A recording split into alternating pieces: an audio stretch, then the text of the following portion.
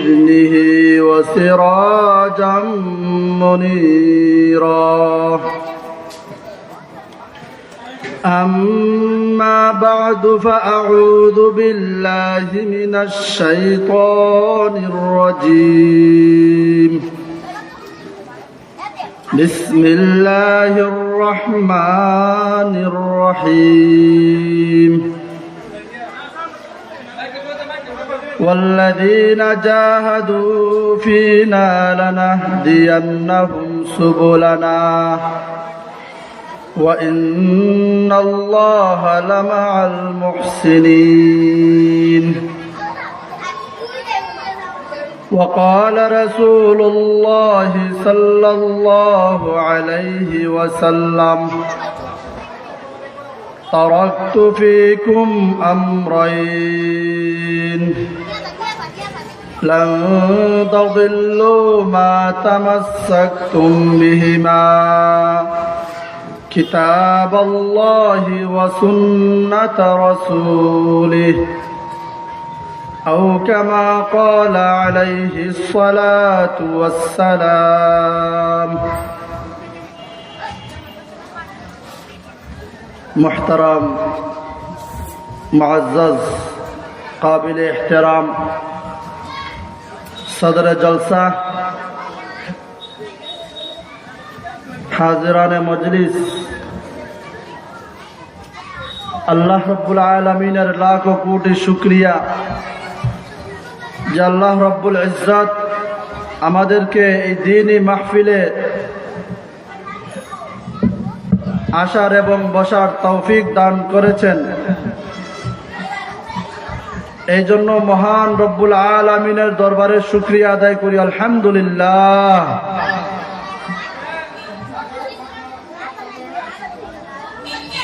মুহতারাম হাজিরিন, আমরা এমন এক সময় এই পৃথিবীতে আসছি, আমরা এমন এক মুহূর্তে এই মাহফিলে উপস্থিত হয়েছি যে সময় চতুর্দিক থেকে আমাদেরকে ফিতনায় গ্রাস করে নিচ্ছে।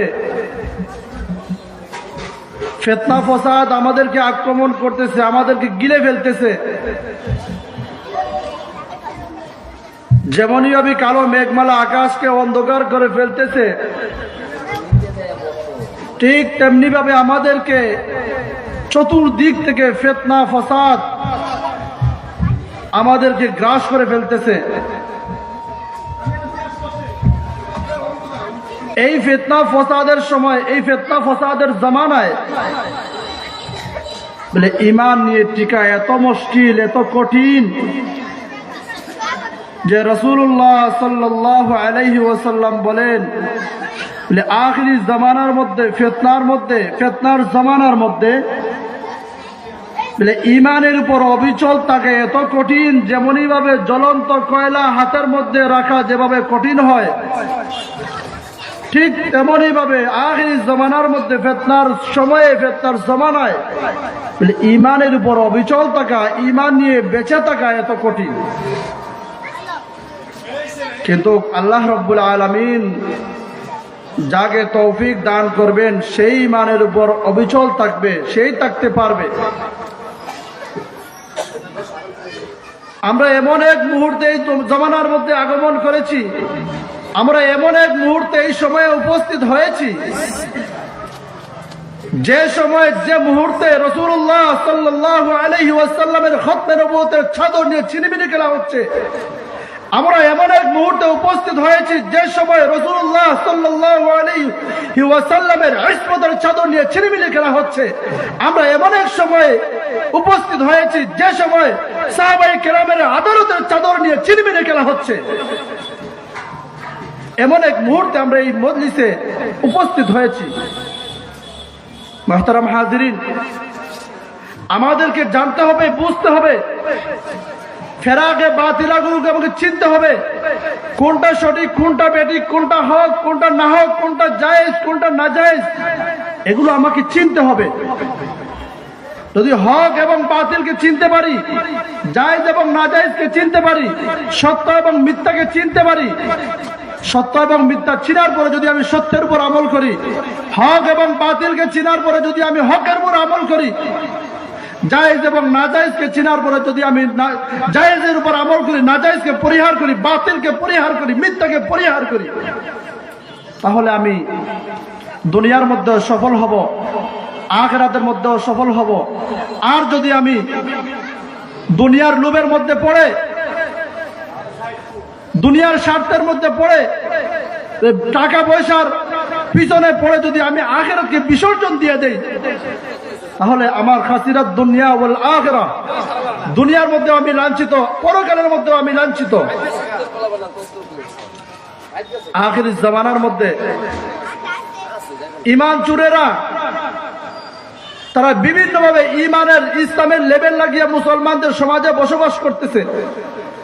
কিভাবে মুসলমানদের ঈমানকে লুণ্ঠন করা যায়, কিভাবে মুসলমানের ঈমানকে ছিনিয়ে নেওয়া যায়, কিভাবে মুসলমানদের ঈমানকে নিয়ে তাদেরকে চিরকালের জন্য জাহান্নামী বানাইতে পারে, ঈমান লুটেরা, ঈমান চোরেরা তারা এই ষড়যন্ত্রে সদা সর্বদা ব্যস্ত। কিন্তু অত্যন্ত দুঃখজনক, আমরা মুসলমান, ঈমান চোরেরা আমাদের ঈমানকে চুরি করার জন্য সমস্ত ফেরাকে বাতিলা, ইসলামের শত্রুরা, মুসলমানদের শত্রুরা সদা সর্বদা ফিকির করতেছে কিভাবে মুসলমানদেরকে ঈমান হারা করা যায়। যদি ঈমান হারা নাও করা যায়, কমপক্ষে মুসলমানদেরকে পথভ্রষ্ট গুমরা বানাইয়া এই দুনিয়া থেকে বিদায় করানো যায়, এই চেষ্টা, এই পরিকল্পনা তাদের দিন রাত 24 ঘন্টা অতিবাহিত করতেছে। মুহতারাম হাজিরিন, এই ঈমান চোরেরা তারা ঈমানের লেবেল লাগিয়ে মানুষের সমাজে বসবাস করে, ইসলামের লেবেল লাগিয়ে মানুষের মধ্যে দাওয়াতি কার্যক্রম চালিয়ে যাচ্ছে, ঈমানের লেবেল লাগিয়ে দাওয়াতি মিশন চালিয়ে যাচ্ছে। আমাদেরকে যাচাই বাছাই করতে হবে কোন ঈমান সত্য, কোন ঈমান মিথ্যা, কোন ইসলাম খাঁটি ইসলাম, কোন ইসলাম বেঠিক ইসলাম। সব ইসলাম, সবাই ইসলামের লেবেল লাগিয়ে, সবাই ইসলামের পতাকা লাগিয়ে ময়দানের মধ্যে কাজ করে যাচ্ছে। আমাদেরকে সব ইসলাম বলে ইসলাম নয়, আমাদেরকে ইসলাম কোনটা ইসলাম সঠিক ইসলাম, কোন ইসলাম বেঠিক ইসলাম, কোন ইসলাম সত্য ইসলাম, কোন ইসলাম মিথ্যা ইসলাম, এগুলো আমাদেরকে কোরআন হাদিসের মাধ্যমে যাচাই বাছাই করতে হবে। যদি আমরা কোরআন হাদিসের মাধ্যমে যাচাই বাছাই করতে পারি, কোরআন হাদিস যেটাকে সত্য ইসলাম বলবে সেটার উপর আমল করতে পারি, তাহলে আমি দুনো জাহানের মধ্যে নাজাত প্রাপ্ত হব, দুনিয়ার মধ্যেও নাজাত প্রাপ্ত, আখিরাতের মধ্যেও নাজাত প্রাপ্ত হব। মুহতারাম হাজিরিন, রাসূলুল্লাহ সাল্লাল্লাহু আলাইহি ওয়াসাল্লাম হাদিসে পাকের মধ্যে ইরশাদ ফরমান, ستفترق أمتي على 73 ملة كلهم في النار إلا ملة واحدة قالوا من هم يا رسول الله قال ما أنا عليه وأصحابي। হে উম্মতবাসী শুনে রাখো, কান খুলে শুনে রাখো, দিল দিয়ে শুনে রাখো, রাসূলুল্লাহ সাল্লাল্লাহু আলাইহি ওয়াসাল্লাম ইরশাদ ফরমান, বনি ইসরাইলের উম্মত ছিল 72 দলে বিভক্ত, আমার উম্মত উম্মতে মুহাম্মদী হবে 73 দলে বিভক্ত। ستفترق أمتي على 73 ملة كلهم في النار إلا ملة واحدة। রাসূলুল্লাহ সাল্লাল্লাহু আলাইহি ওয়াসাল্লাম ইরশাদ ফরমান, আমার উম্মত 73 দলে বিভক্ত হবে, কিন্তু তার মধ্যে থেকে 72 দল যাবে জাহান্নামে আর এক দল যাবে জান্নাতে। 72 দল যাবে জাহান্নামে আর এক দল যাবে জান্নাতে। যখন সাহাবায়ে কেরামের সামনে আল্লাহ রাসূল হাদিস পেশ, যারা জান্নাতে যাবে, যারা মুক্তি প্রাপ্ত হবে, তারা নাজি হবে, আমাদেরকে একটু পরিচয়টা দেন না। ওই দল কোন দল, ওই জামাত কোন জামাত, যে জামাত শুধু একটাই জামাত, মুহাম্মদ সাল্লাল্লাহু আলাইহি ওয়াসাল্লামের একটি দল, যারা মারা যাওয়ার পরে আউয়ালে দুগুল হবে জান্নাত। ওই জান্নাতের ওই দলের পরিচয় কি? ইয়া রাসূলুল্লাহ, আপনি একটু পরিচয় বলেন। রাসূলুল্লাহ সাল্লাল্লাহু আলাইহি ওয়াসাল্লাম বলেন, মা আনা আলাইহি ওয়া আসহাবি, যারা আমার রেখে যাওয়া আমানত, আমার সুন্নতের উপর এবং আমার সাহাবায়ে কেরামের সুন্নতের উপর আমল করবে, আমার সাহাবায়ে কেরামের মানহাজ আমার সাহাবায়ে কেরামের বাতলানোর তরিকা, এই পথ অবলম্বন যারা করবে তারা দুনিয়াতেও নাজাত প্রাপ্ত, আখিরাতের মধ্যেও নাজাত প্রাপ্ত। মুহতারাম হাজিরিন, রাসূলুল্লাহ সাল্লাল্লাহু আলাইহি ওয়াসাল্লাম বললেন, আমার উম্মত ৭৩ দলে বিভক্ত হবে। এক দল যাবে জান্নাতের, বাকি ৭২ দল যাবে জাহান্নামে। এই দল কোনটি? যে দল জান্নাতে যাবে, যে দল মারা যাওয়ার পরপরই জান্নাতে যাবে, ওই দল, যে দল আমার এবং আমার সাহাবায়ে কেরামের মতে এবং পথে চলবে, তারাই জান্নাতে যাবে। যারা আমার সাহাবায়ে কেরামের পথ থেকে বিচ্যুত হয়ে যাবে, যারা আমার নবীর পথ থেকে বিচ্যুত হয়ে যাবে, তারা কখনো নাজাত প্রাপ্ত হতে পারে না। মুহতারাম হাজিরিন, আমাদের নমুনা আল্লাহ রসুল বলে গেলেন, কে না চায় জান্নাতে? বলে হিন্দু, মুসলিম, খ্রিস্টান, ইহুদি, নাসারা, যারা দুনিয়ার মধ্যে আছে সবাই চায় জান্নাত। কিন্তু মন মতো জান্নাত চাইলে, মন মতো জান্নাত অনুসন্ধান করলে জান্নাত পাওয়া যায় না।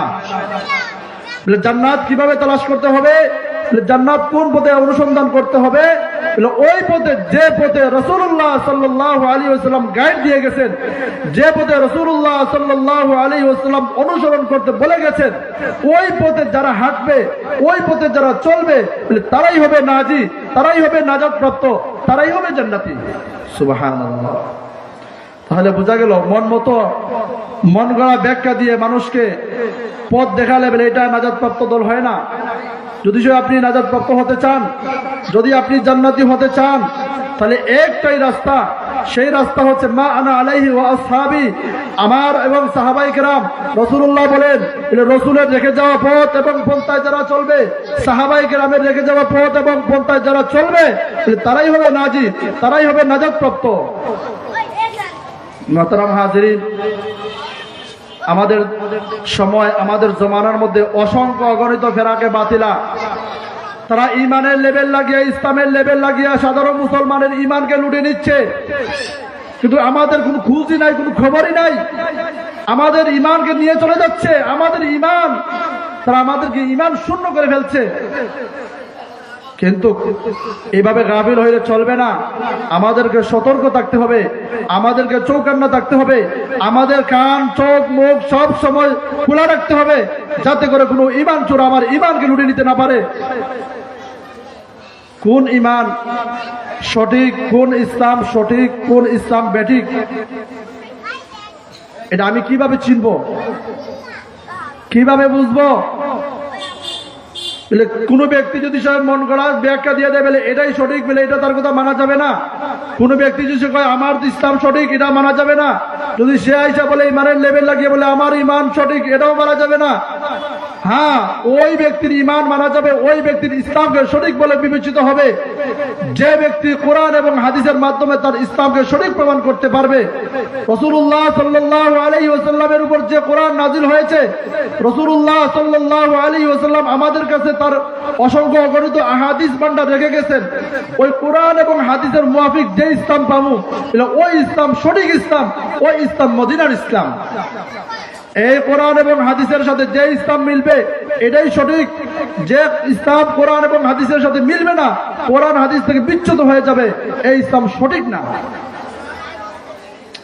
মুহতারাম হাজিরিন,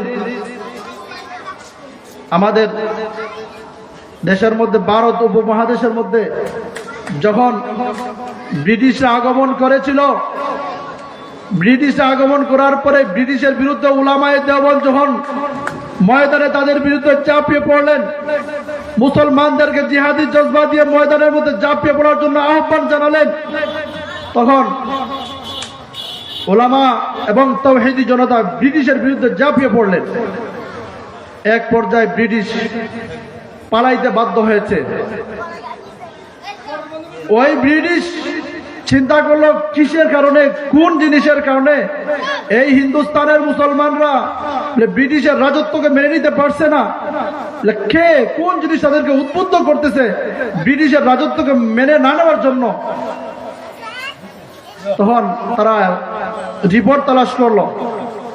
রিপোর্ট তালাশ করার পর তারা রিপোর্ট দিল, তাদের জিহাদি জজবার কারণে মুসলমানরা আমাদের রাজত্বকে মানতে নারাজ, তখন তারা জিহাদি জজবাকে খতম করে দেওয়ার জন্য ব্রিটিশের তৈরি ব্রিটিশের বংশধর গোলাম আহমদ কাদিয়ানিকে তারা ময়দানে নামিয়ে দিল। আর ওই গোলাম আহমদ কাদিয়ানি সে দাবি করলো সে একজন নবী, বন্ড নবী। এই গোলাম আহমদ কাদিয়ানি সে একজন বন্ড নবী। সে ইমানের লেভেল লাগিয়ে মানুষকে বলতেছে সেও নাকি মুসলমান, তার অনুসারীও নাকি মুসলমান। না না না, বলে এই গোলাম আহমদ কাদিয়ানি সে যখন ইসলামের দায়রা থেকে বের হয়ে গেছে, রাসূলুল্লাহ সাল্লাল্লাহু আলাইহি ওয়াসাল্লাম বলেছেন আনা খাতামুন নবিয়্যিন লা নাবিয়্যা বাদি। রাসূলুল্লাহ হাদিসের মধ্যে বলেন সালাতুনা কাযাবুনা কুল্লুহুম ইয়াযহাবু আন্নাহু নবিয়্যুন ওয়া আনা খাতামুন নবিয়্যিন লা নাবিয়্যা বাদি। রাসূলুল্লাহ বলেন আমার পরে 30 জন মৃত্যু নবীদার আসবে যারা মিথ্যা নবুয়তের দাবি করবে, কিন্তু প্রত্যেকে দাবি করবে তারাই নাকি নবী।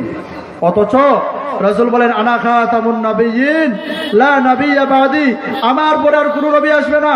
মুহতারাম হাজিরিন, এই যে সবচেয়ে বড় ঈমান চোর এই গোলাম আহমদ কাদিয়ানি, সে মুসলমানদের ঈমানকে লুটার জন্য, ইংরেজদের দালালি করার জন্য, ইংরেজরা তাদেরকে দালাল হিসেবে নিযুক্ত করেছে যাতে করে মুসলমানদেরকে ঈমানকে লুটন করা যায়।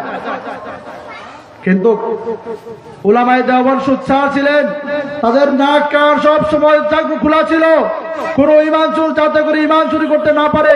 এই জন্য উলামায়ে কেরাম উলামায়ে দেওবন্দ জাতিকে জাগ্রত করে দিলেন এই গোলাম আহমদ কাদিয়ানি সে মিথ্যুক, সে ভণ্ড, সে প্রতারক, সে কোন নবী হতে পারে না।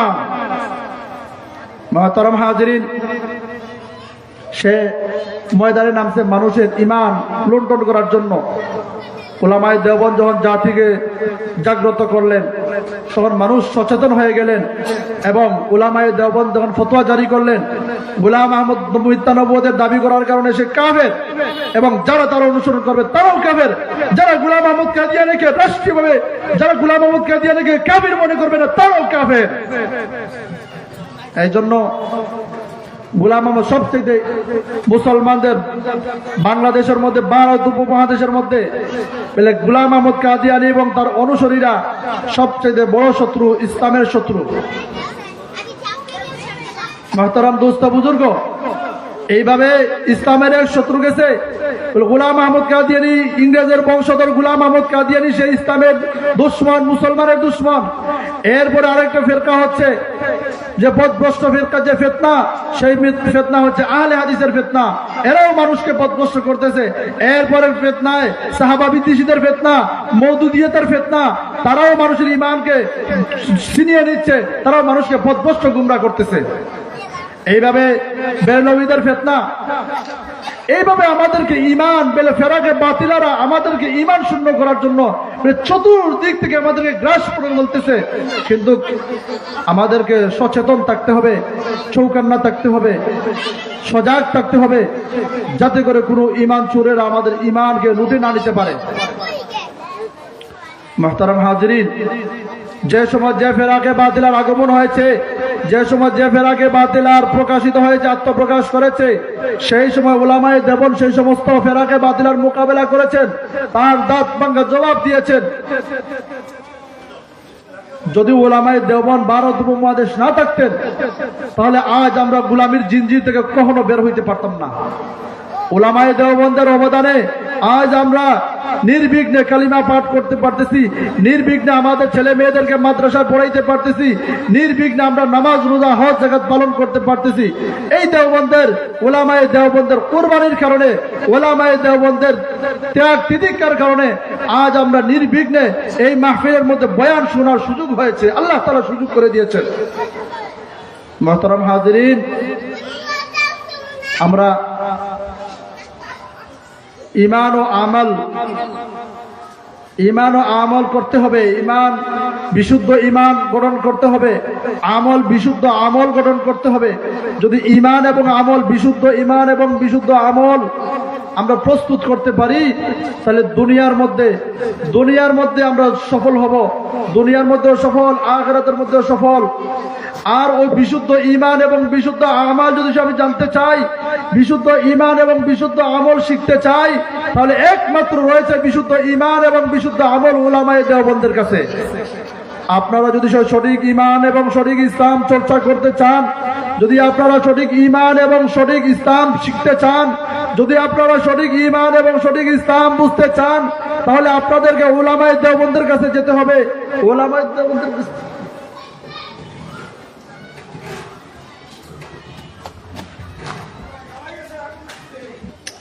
মুহতারাম হাজিরিন, যদি আপনারা এই দেন সঠিক ইসলাম এবং সঠিক ঈমান যদি শিকার কারখানা হচ্ছে উলামায়ে দেওবন্দের মারকাজ, সঠিক ঈমান এবং সঠিক ইসলাম বুঝার জায়গা হচ্ছে উলামায়ে দেওবন্দের মারকাজ। আর এই তার মারকাজের মধ্যে একটি মারকাজ হচ্ছে মারকাজুল হাসানা।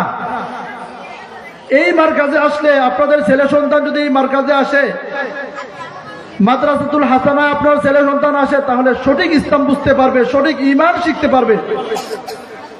আপনারা যারা যারা কোরআন হাদিস শিখতে পারেন নাই, বয়স্ক যারা হয়ে গেছেন, আপনারাও যদি এখানে আসেন তাহলে আপনারাও সঠিক ইসলাম এবং সঠিক ঈমান শিখতে পারবেন।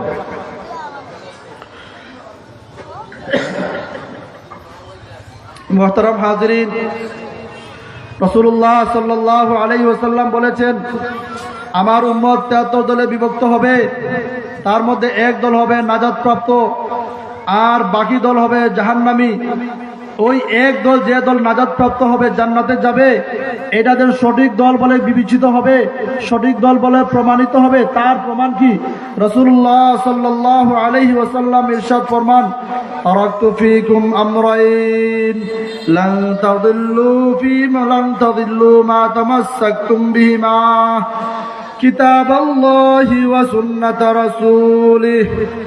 রাসূলুল্লাহ সাল্লাল্লাহু আলাইহি ওয়াসাল্লাম ইরশাদ ফরমান, আমি দুটি জিনিস তোমাদের কাছে রেখে গেলাম, যে এই দুটি জিনিসকে আঁকড়ে ধরবে, যে এই দুটি জিনিসকে মজবুত ভাবে আঁকড়ে ধরবে, সে কখনো পথভ্রষ্ট হবে না, সে কখনো গুমরাহ হবে না। আর দুটি জিনিস, এক নম্বর হচ্ছে কোরআন, দুই নম্বর হাদিস, সুন্নাত রাসূলি, রাসূলের সুন্নাত মানে হাদিস। যার কাছে কোরআন এবং হাদিস থাকবে সে কিছুতেই পথভ্রষ্ট হবে না, সে কিছুতেই গুমরাহ হবে না। মুহতারাম হাজিরিন, কিন্তু আমরা যাদের কাছে কোরআনও নাই, হাদিসও নাই, কিন্তু সে ইসলামের লেভেল লাগিয়ে দাবি করতেছে আমি হচ্ছে কি সঠিক ইসলামের, আমি সঠিক ইসলামী, আমার দল ইসলামী, আমার অমুক ইসলামী, আমাকে অনুসরণ করো, আমাকে মানলে জান্নাত পাওয়া যাবে, আমাকে অমুক করলে জান্নাত পাওয়া যাবে, অন্যকে মানলে জান্নাত পাওয়া যাবে না। বর্তমানে আমাদের দেশের মধ্যে অনেক দল আছে কিনা? তারা তারা বলতেছে নিজেকে তারাই ইসলামী, অথচ তাদের কাছে না কোরআন আছে, না হাদিস আছে, না সঠিক করে কোরআন পড়তে পারে, না সঠিকভাবে হাদিস এটা বলতে পারে, কিছুই পারে না। অথচ সে দাবি করে পড়তেছে তার দল ইসলামী, সেই একমাত্র ইসলামী দল, আর কোন ইসলামী দল বাংলাদেশে নেই। দোস্ত বুজুর্গ, রাসূলুল্লাহ সাল্লাল্লাহু আলাইহি ওয়াসাল্লাম গাইড দিয়ে গেছেন, কোন ব্যক্তির কথায় আমরা মানব না, কোন ব্যক্তির কথায় আমরা চলবো না, কোন ব্যক্তির কথায় ইসলামের গাইড হবে না, ইসলাম কোন ব্যক্তির কথায় চলে না, ইসলাম কোন ব্যক্তির বাধ্যতার কথায় চলে না। ইসলাম চলে কোরআন এবং হাদিসের মাধ্যমে। যার কাছে কোরআন এবং হাদিস থাকবে তার ইসলামই হবে সঠিক, যার কাছে কোরআন এবং হাদিস থাকবে না তার ইসলাম আমরা সঠিক বলে আমরা মানতে পারবো না। সে যদি সে কোরআন এবং হাদিস দিয়ে আমাদেরকে সঠিক গাইড দেয় তাহলে আমরা তার কথায় চলবো। কোরআন এবং হাদিস ছাড়া যদি সে আমাদেরকে গাইড দেয় তার কথা আমরা মানতে পারবো না। মুহতারাম হাজিরিন, আল্লাহ তাআলা আমাদেরকে এই দ্বীন ইসলাম, সঠিক ইসলাম, রাসূলুল্লাহ সাল্লাল্লাহু আলাইহি ওয়াসাল্লাম যে ইসলাম নিয়ে আসছেন, রাসূলুল্লাহ সাল্লাল্লাহু আলাইহি ওয়াসাল্লাম সাহাবায়ে কেরামকে যে ইসলাম শিক্ষা দিয়েছেন, রাসূলুল্লাহ সাল্লাল্লাহু আলাইহি ওয়াসাল্লাম সাহাবায়ে কেরামকে যে ঈমান শিক্ষা দিয়েছেন, সাহাবায়ে কেরাম যে ঈমান এবং ইসলাম তাবিনকে শিক্ষা দিয়েছেন, তাবিন যেভাবে আইম্মায়ে মুজতাহিদিনকে দিয়েছেন, আইম্মায়ে মুজতাহিদিন থেকে ক্রমান্বয়ে ধারাবাহিকভাবে আমাদের কাছে যে ইসলাম আসছে, উলামায়ে দেওবন্দের কাছে যে ইসলাম আসছে, সেই ইসলাম হচ্ছে সঠিক ইসলাম। এই রাস্তা থেকে বাহিরে যদি কোনো ব্যক্তি সঠিক ইসলামের দাবি করে এটা সঠিক ইসলাম না। যদি কোনো ব্যক্তি সঠিক ইসলাম তালাশ করতে চায়, যদি কোনো ব্যক্তি সঠিক ইসলাম জানতে চায় এবং বুঝতে চায়, সে যেন উলামায়ে দেওবন্দের কাছে ইসলাম চর্চা করে, সে যেন উলামায়ে দেওবন্দের কাছে ইসলাম শিখার চেষ্টা করে, তাহলে সে সঠিক ইসলাম, মদিনার ইসলাম শিখতে পারবে। আর যদি সে উলামায়ে দেওবন্দকে অপেক্ষা কইরা অন্য লাইনে গিয়ে ইসলাম শিখার চেষ্টা করে, তাহলে সে মদিনার ইসলাম পাবে না, সে মডারেট ইসলাম পাবে, সে মডারেট ইসলাম পাবে। মুহতারাম হাজিরিন,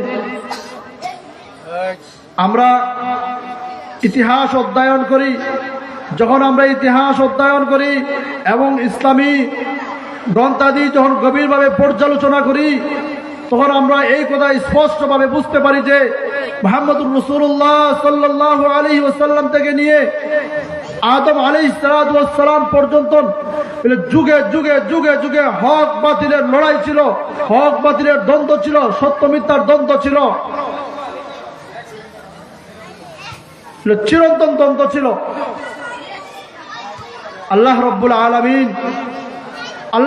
আলামিন যুগে যুগে হক বাতিলের লড়াইয়ের মধ্যে আহলে হককে, যে হক দুর্বল, কমজোর, নিরস্ত্র, নিরহংকার, আর বাতিল হচ্ছে টাকাওয়ালা, পয়সাওয়ালা, শক্তিওয়ালা, অস্ত্রওয়ালা, অহংকারী, তাকাব্বুরি, আল্লাহ তাআলা যুগে যুগে ওই অহংকারী বাতিলের উপর, টাকাওয়ালা বাতিলের উপর, সম্পদওয়ালা বাতিলের উপর, অস্ত্রওয়ালা বাতিলের উপর, নিরহংকার, দুর্বল, কমজোর আহলে হককে বিজয় দান করেছেন, যুগে যুগে বিজয় দান করেছেন। মুহতারাম হাজিরিন, আমরা যদি আরো একটু দেখতে পাই, আরো একটু সামনে অগ্রসর হয়ে ইতিহাস খুঁজি, তাহলে আমাদেরকে জানতে হবে কোন যুগের মধ্যে কোন হক ছিল, কোন যুগের মধ্যে কোনটা বাতিল ছিল, কোন যুগের মধ্যে হক কোন লিবাসে আসছে, কোন যুগের মধ্যে হক আহলে হক কোন পোশাকে আসছে, কোন যুগের মধ্যে হক কোন চেহারা নিয়ে আসছে, বাতিল কোন পোশাকে আসছে, বাতিল কোন চেহারা নিয়ে আসছে, বাতিলের লেবাস কিরকম ছিল।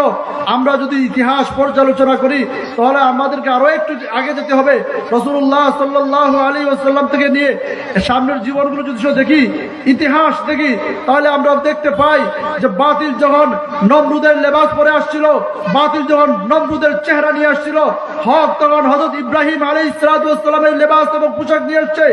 বাতিল যখন ফিরআউন এবং কারুন এবং হামানের লেবাস পরে আসছিল, হক তখন হযরত মূসা আলাইহিস সালাতু ওয়াস সালামের রূপ ধারণ করে আসছিল।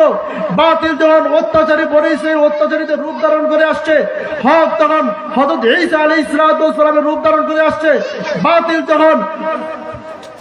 যখন আবু জেহেল, আবু লাহাব, উতবা, সাইবার রূপ ধারণ করে আসছে, হক তখন খাতামুন নবিয়্যিন, সাইয়্যিদুল মুরসালিন, ইমামুল আম্বিয়া হযরত মুহাম্মদুর রাসূলুল্লাহ সাল্লাল্লাহু আলাইহি ওয়াসাল্লামের রূপ ধারণ করে আগমন করেছে। হক যখন হাজ্জাজ বিন ইউসুফের রূপ ধারণ করে আগমন করেছে, হক তখন হযরত আব্দুল্লাহ ইবনে জুবাইরের রূপ ধারণ করে আগমন করেছে। হক যখন মুতাসিম বিল্লাহ, খালকে কোরআনের রূপ ধারণ করে আগমন করেছে, হক তখন কালামে নির্যাতিত ইমাম আহমদ ইবনে হাম্বলের রূপ ধারণ করে আগমন করেছে। হক যখন ইসনা আশারীর রূপ ধারণ করে আগমন করেছে, বাতিল যখন ইসনা আশারীর রূপ ধারণ করে আগমন করেছে, হক যখন শাহ ওলিউল্লাহ মুহাদ্দিসে দেহলভির রূপ ধারণ করে আগমন করেছে। বাতিল যখন ইংরেজের রূপ ধারণ করে আগমন করেছে, হক তখন শাহ আব্দুল আজিজ মুহাদ্দিসে দেহলভির রূপ ধারণ করে আগমন করেছে। বাতিল যখন বিভিন্ন ফেরাকে বাতিলের রূপ ধারণ করে আগমন করেছে, হক তখন উলামায়ে দেওবন্দের রূপ ধারণ করে আগমন করেছে। বাতিল যখন বাংলার জমিনের মধ্যে নাস্তিক মুরতাদদের রূপ ধারণ করে আগমন করেছে, হক তখন আল্লামা শাহ আহমদ শফী কারা নির্যাতিত কায়েদে মিল্লাত আল্লামা জুনায়েদ বাবুনগরীর রূপ ধারণ করে আগমন করেছিল। বর্তমান সময়ে বাংলার জমিনের মধ্যে বাতিল যখন সাহাবা বিদ্বেষীদের রূপ ধারণ করে আগমন করেছে, হক তখন হেফাজতের আমির শাহ আল্লামা মুহিবুল্লাহ বাবুনগরী, আল্লামা উবাইদুল্লাহ ফারুকের রূপ ধারণ করে আগমন করেছে। বলেন ঠিক কিনা? মুহতারাম হাজিরিন, যুগে যুগে হক বাতিলের লড়াই চলবে, কিন্তু আল্লাহ তাআলা এই আহলে হকদেরকে যুগে যুগে বিজয় দান করেন। এই উলামায়ে দেওবন্দ